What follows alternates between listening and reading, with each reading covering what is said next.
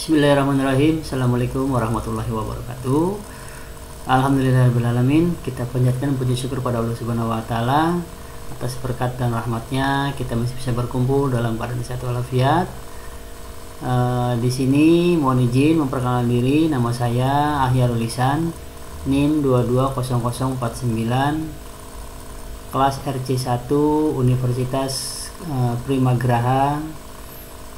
Di sini saya akan membuat video singkat untuk tugas UTS mata kuliah Manajemen Pemasaran, dosen pengampu Bapak Ade Faisal Mabtuhi, SE.ME. Sebelumnya saya mengucapkan terima kasih untuk semuanya yang telah menonton video ini. Di sini saya akan mencoba menjelaskan materi yaitu manajemen pemasaran, konsep inti pemasaran, orientasi perusahaan terhadap pasar, tugas dan peran manajer pemasaran. Terus ada yang kedua yaitu proses perencanaan dan perencanaan strategis. Selanjutnya yaitu sistem informasi dan riset pemasaran. Kedua, lingkungan pemasaran, dan yang terakhir pasar konsumen dan perilaku pembelian. Itu materi pertama yaitu pentingnya pemasaran. Kesuksesan finansial sering bergantung kepada kemampuan pemasaran. Banyak perusahaan yang kini menciptakan posisi Chief Marketing Officer atau CMO untuk meletakkan pemasaran pada posisi yang lebih setara dengan eksekutif lainnya. Namun pemasaran adalah sebuah hal yang rumit dan bidang ini telah menjadi kelemahan dari banyak perusahaan yang dulu makmur. Ruang lingkup pemasaran. Sebelum menjadi pemasar, kita perlu memahami apa itu pemasaran, bagaimana cara kerjanya, apa yang dipasarkan, dan siapa yang melakukan pemasaran. Jadi di sini ada pemasaran adalah mengidentifikasi dan memenuhi kebutuhan manusia dan sosial. Definisi yang baik dan singkat dari pemasaran adalah memenuhi kebutuhan dengan cara yang menguntungkan. Manajemen pemasaran terjadi ketika salah satu pihak dalam sebuah pertukaran potensial tentang cara-cara untuk mencapai respon yang diinginkan, dan mengenangani proses ini membutuhkan banyak kerja dan keterampilan. Apa yang dipasarkan? Nah, di sini ada satu yaitu barang, jasa, acara, pengalaman orang, tempat, properti, organisasi, informasi, dan yang ke-10 yaitu ide. Dan siapa yang memasarkan? Pemasar dan prospek atau pemasar adalah seseorang yang mencari respon, perhatian, pembelian, dukungan, sumbangan dari pihak lain yang disebut prospek.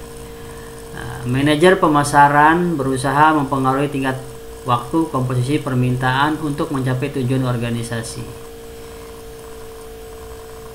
Ada 8 keadaan permintaan yang mungkin terjadi, yaitu 1. Permintaan negatif, 2. Permintaan yang tidak ada, 3. Permintaan laten, 4. Permintaan yang menurun, 5. Permintaan tidak teratur, 6. Permintaan penuh, 7. Permintaan berlimpah, dan 8. Permintaan tidak sehat. Pasar. Jadi di sini ada definisi pasar tradisional. Jadi adalah tempat fisik di mana pembeli dan penjual berkumpul untuk membeli dan menjual barang. Para ekonom mendeskripsikan pasar sebagai sekumpulan pembeli dan penjual yang bertransaksi atas suatu produk atau kelas produk tertentu. Pemasar menggunakan istilah pasar atau market untuk mencakup berbagai pengelompokan pelanggan, memandang penjual sebagai industri dan pembeli sebagai pasar. Macam-macam pasar pelanggan kunci yaitu 1. Pasar konsumen, 2. Pasar bisnis, 3. Pasar global, dan 4. Pasar nirlaba dan pemerintah.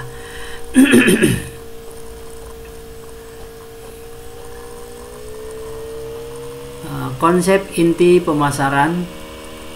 Kebutuhan, keinginan, dan permintaan. Kebutuhan adalah syarat hidup dasar manusia. Kebutuhan-kebutuhan ini menjadi keinginan ketika diarahkan ke objek tertentu yang memuaskan kebutuhan. Permintaan adalah keinginan dan produk-produk tertentu yang didukung oleh kemampuan untuk membayar. pasar, sasaran, positioning, dan segmentasi. Pemasar akan membagi-bagi pasar ke dalam segmen-segmen yang mengidentifikasi, membuat profil dari kelompok-kelompok pembeli yang berbeda yang lebih menyukai atau menginginkan bauran pada produk jasa yang beragam dengan meneliti perbedaan demografis, psikografis, dan perilaku di antara pembeli.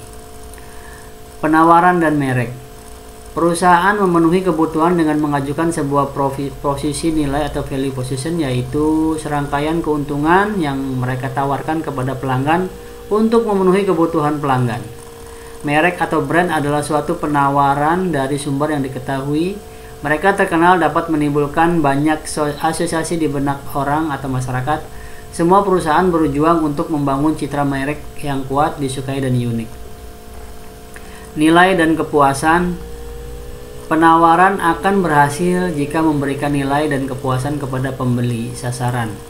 Nilai adalah kombinasi kualitas, pelayanan, dan harga, yang disebut juga 3 elemen nilai pelanggan.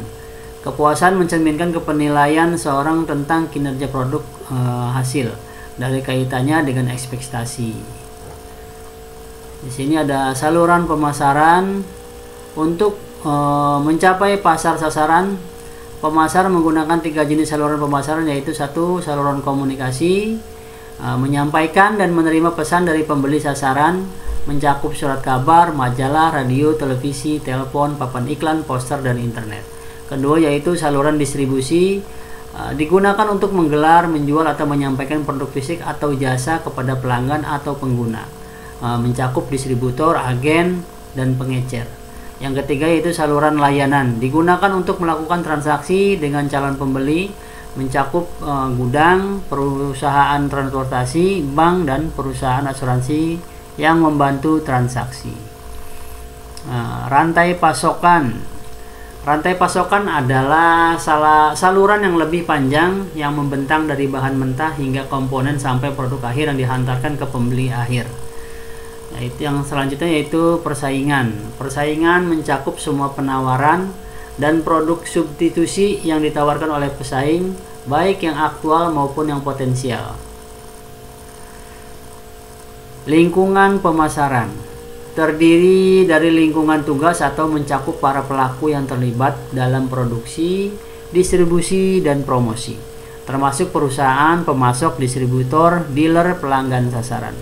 Dan lingkungan luas dalam kurung demografis, ekonomi, fisik, teknologi, politik, hukum, dan sosial budaya. Pemasar harus benar-benar memperhatikan tren perkembangan dalam lingkungan-lingkungan ini dan melakukan penyesuaian yang tepat waktu pada strategi pemasaran mereka.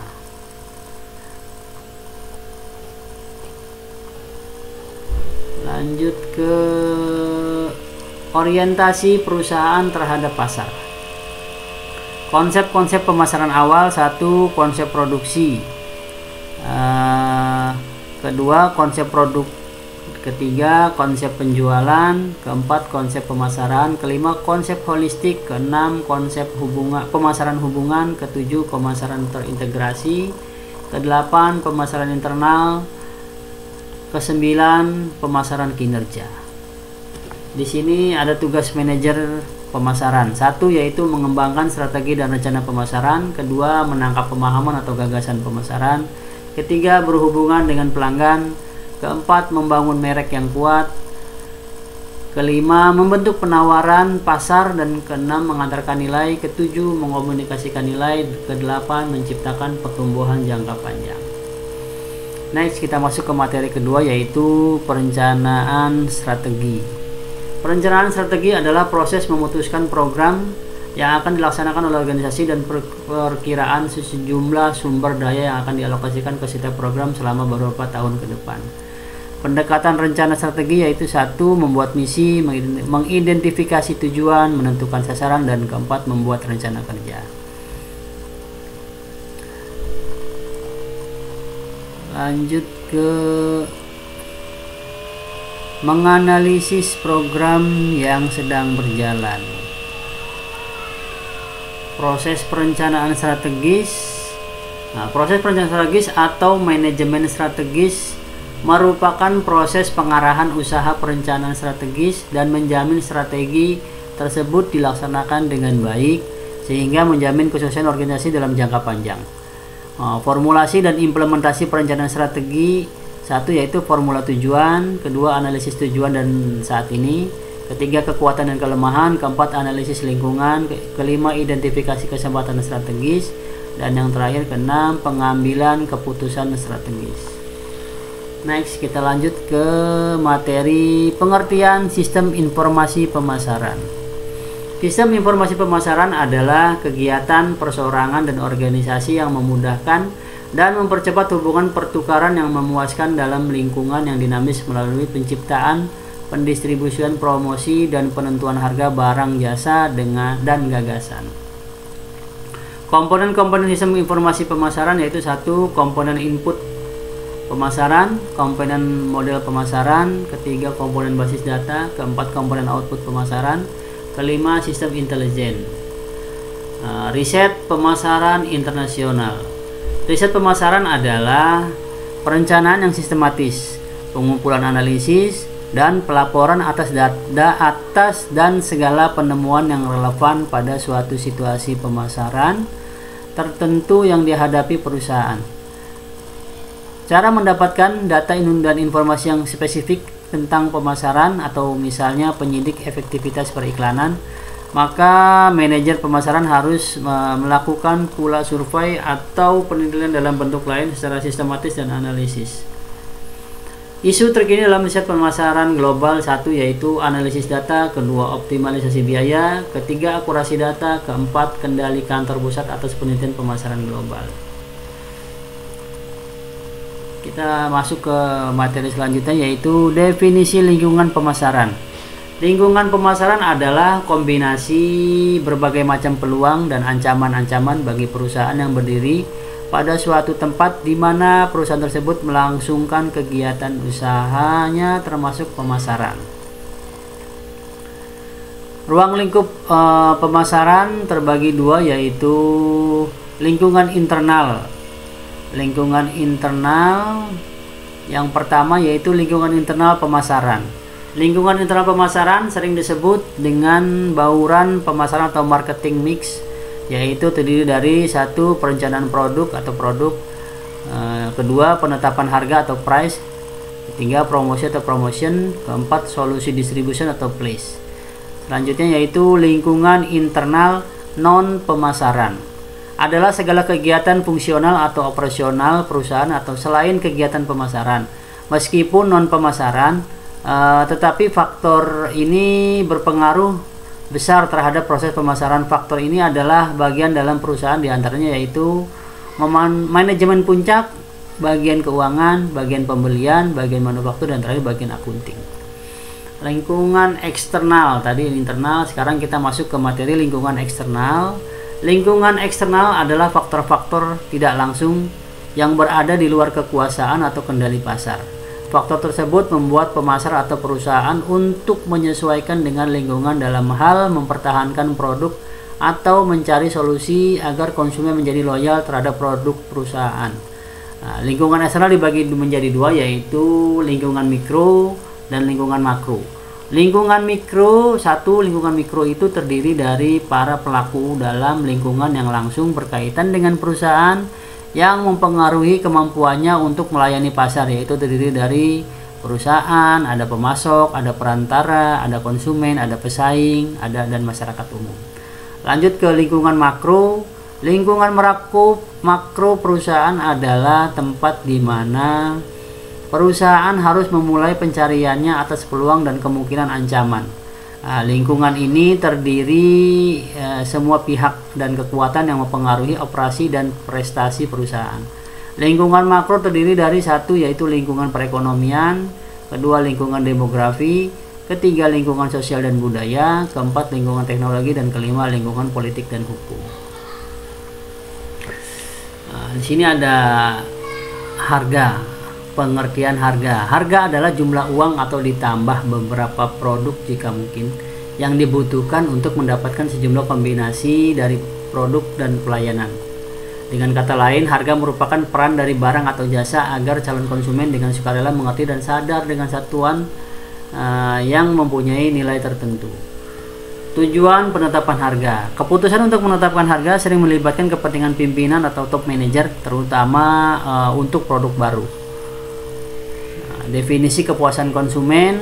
Di sini ada kepuasan konsumen adalah tingkat perasaan konsumen setelah membandingkan antara apa yang dia terima dan harapannya. Seseorang pelanggan jika merasa puas dengan nilai yang diberikan oleh produk atau jasa, sangat besar kemungkinan menjadi pelanggan dalam waktu yang lama. Metode pengukuran kepuasan konsumen yaitu dengan sistem keluhan dan saran. Kedua, ghost shopping. Ketiga, lost customer analysis. Keempat, yaitu survei kepuasan pelanggan. Kita masuk ke materi lagi, yaitu pasar konsumen. Pasar konsumen adalah yang dimana pembelinya adalah individual yang membeli produk untuk digunakan atau disewakan. Rangsangan pemasaran dan lingkungan mulai memasuki kesadaran pembeli. Tujuan pemasarannya adalah memenuhi dan memuaskan kebutuhan serta keinginan pelanggan sasaran. Lanjut ke faktor yang mempengaruhi perilaku pembelian. Faktor budaya, faktor sosial, faktor pribadi, dan faktor psikologis. Proses pengambilan keputusan pembeli terhadap produk baru. Sebuah produk baru adalah barang, jasa, atau ide yang dianggap baru oleh pembeli potensial. Terkadang produk yang beredar di pasaran telah lama ada. Di sini konsumen dapat membuat keputusan untuk menerima atau mengadopsinya. Proses adopsi adalah proses mental yang dilalui seseorang, mulai dari pengenalan pertama sampai pada penerimaan atau adopsi final. Peran pembelian. Kita dapat membedakan 5 peran yang dimaksud yang dimainkan orang dalam keputusan pembelian. Peran pembelian, kita dapat membedakan 5 peran yang dimainkan orang dalam keputusan pembelian. 1. Pencetus, yaitu orang yang pertama kali mengusulkan gagasan untuk membeli produk atau jasa. Kedua, pemberi pengaruh, yaitu orang yang sarannya atau pandangannya berpengaruh kepada keputusan. Ketiga, pengambilan keputusan, yaitu orang yang mengambil keputusan mengenai setiap komponen keputusan pembelian. Apakah pembeli, tidak membeli, bagaimana cara membeli, dan di mana akan membeli. Keempat, pembeli, yaitu orang yang melakukan pembelian yang sesungguhnya. Kelima, yaitu pemakai, yaitu seseorang yang mengkonsumsi atau menggunakan produk atau jasa tertentu. Perilaku pembelian. Pengambilan keputusan konsumen berbeda-beda bergantung pada jenis keputusan pembelian. Henry Asael membedakan 4 jenis perilaku pembelian konsumen berdasarkan tingkat keterlibatan pembeli dan tingkat perbedaan antara mereka. Pembeli mengembangkan keyakinan tentang produk tertentu. Ia membangun sikap tentang produk tersebut. Ia membuat pilihan pembelian yang cermat. Perilaku pembelian pengurang ketidaknyamanan. Kadang-kadang konsumen sangat terlibat dalam pembelian namun melihat sedikit perbedaan antara mereka. Keterlibatan yang tinggi didasari oleh fakta bahwa pembelian tersebut mahal, jarang dilakukan, dan beresiko. Dalam kasus itu, pembeli akan berbelanja dengan berkeliling untuk mempelajari merek yang tersedia. Jika konsumen menemukan perbedaan mutu antara merek tersebut, dia mungkin akan memilih harga yang lebih tinggi. Perilaku pembelian karena kebiasaan. Perilaku konsumen dalam konsumsi produk dengan keterlibatan rendah tidak melalui urutan umum keyakinan, sikap, dan perilaku. Konsumen tidak secara luas mencari informasi tentang merek, mengevaluasi karakteristik merek, dan memutuskan merek apa yang akan dibeli. Melainkan konsumen menjadi penerima informasi pasif melalui televisi atau media cetak. Pengulangan iklan menciptakan keakraban mereka, bukannya keyakinan mereka. Pengulangan iklan menciptakan keakraban merek, bukannya keyakinan merek. Setelah pembelian, konsumen tersebut bahkan mungkin tidak mengevaluasi pilihan tersebut karena mereka tidak banyak terlibat dengan produk tersebut. Perilaku pembelian yang mencari variasi. Beberapa situasi pembelian ditandai oleh keterlibatan konsumen yang rendah, tetapi perbedaan antara merek yang signifikan. Dalam situasi itu, konsumen sering melakukan peralihan merek. Misalnya kue kering, konsumen memiliki beberapa keyakinan tentang kue kering, memilih merek kue kering tanpa melakukan banyak evaluasi dan mengevaluasi produk selama konsumsi. Tahap-tahap pengambilan keputusan. pengenalan masalah, pencarian informasi, evaluasi alternatif, keputusan pembeli, dan perilaku pasca pembelian. Di sini untuk tugas yang satu sudah masuk ke tugas yang kedua, di mana di sini kita diberikan tugas yaitu untuk membuat satu produk di mana kita akan menjualnya. Di sini saya di bagian 2 ini saya menjual produk jam tangan smartwatch EI ya. Nah, jadi segmentasi pasarnya atau segmentasinya satu demografis, secara demografis usianya bisa dari kalangan dewasa yaitu sekitar 18-an sampai 50 tahun. Jenis kelaminnya bisa perempuan dan laki-laki. Pendapatannya mungkin karena harganya mulai agak lumayan mahal, jadi mungkin menengah ke atas ya pendapatan yang sanggup membelinya. Pendidikannya mungkin dari SMA karena dewasa itu memasuki kelas umur SMA. Lanjut ke geografis, fokus pada konsumen di wilayah perkotaan di Indonesia, di seluruh Indonesia. Ketiga yaitu psikografis, gaya hidup. Ini orang-orang yang aktif, yang suka mengikuti tren teknologi. Secara kepribadian, orangnya inovatif, peduli akan kesehatan dan produktivitas. Yang keempat yaitu perilaku atau behavior. Nah, itu penggunaan smartphone dan teknologi. Yang keduanya itu membutuhkan fitur pintar untuk membantu aktivitas sehari-hari. Di sini ada targetin produk. Jadi di sini menargetkan kalangan profesional muda dari kisaran rentan umur 25 sampai 40 tahun di perkotaan besar Indonesia khususnya. Lanjut lagi yaitu yang kedua memiliki gaya hidup yang aktif dan mengikuti perkembangan teknologi. Yang terakhir yaitu menginginkan perangkat pintar yang dapat meningkatkan produktivitas dan kesehatan mereka. Jadi kita menggunakan smartwatch itu bukan cuma jam tangan doang, tapi lebih ke ada untuk detak jantung, berapa kilo, berapa kalori yang sudah terbakar. Terus kita juga bisa menggunakan untuk telepon, ada notifikasi handphone, notifikasi apapun itu di handphone ini. Jadi sudah mencakup keseluruhan. Di sini yang terakhir yaitu positioning produk. Satu yaitu fitur unggulan, dimana fiturnya ini yang akan saya jual mungkin dukungan asisten virtual bahasa AI yang terintegrasi, kemampuan pemantauan kesehatan dan kebugaran canggih, terus desain modern dan premium. Keempat yaitu integrasi dengan ekosistem smartphone dan aplikasi produktivitas. Jadi smartphone-nya itu bisa terintegrasi dengan aplikasi kita baik handphone dan lain-lain ya. Terus yang kedua ada keunggulan kompetitif, menjadi satu-satunya smartwatch di pasar yang dilengkapi dengan asisten virtual berbahasa Indonesia. Keduanya memberikan pengalaman penggunaan yang lebih personal dan intuitif dibandingkan smartwatch lainnya. Yang terakhir janji merek. Jadi di sini brandnya smartwatch cerdas berbahasa Indonesia untuk gaya hidup, aktivitas dan produktivitas. Demikian tugas yang bisa saya sampaikan. Kurang lebihnya saya mohon maaf. Wabillahi taufiq wal hidayah. Wassalamualaikum warahmatullahi wabarakatuh. Terima kasih.